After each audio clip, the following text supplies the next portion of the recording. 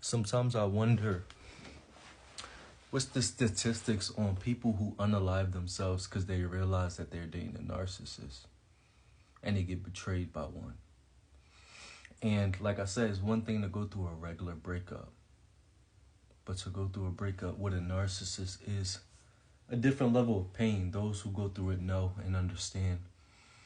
But I always see people unaliving themselves after a breakup, or they unalive themselves while they are in a relationship that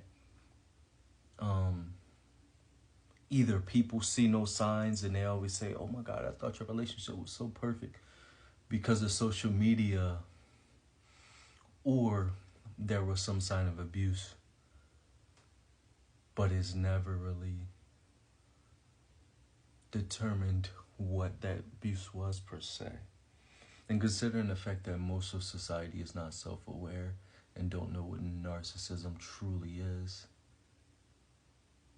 it's easy for people to just unalive themselves and then people just move on from it rather than looking into it, because what is there to look into, you know what I mean? So it makes me wonder. Ever since becoming self-aware, I always think that, like, I see men and women unaliving themselves, you know what I mean? You know what I mean? Because, like I said, waking up to this is not easy. You really gotta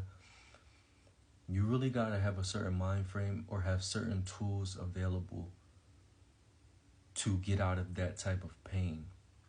Because, like I said, even when I woke up to my ex being a narcissist, and I woke up to my mother being a narcissist and coming from a narcissistic family system, my own therapist didn't even understand it. I'm talking to my therapist. I went like this, but I was on FaceTime with him. I'm talking to my therapist. My first therapist didn't understand it. I'm talking to my first therapist as if,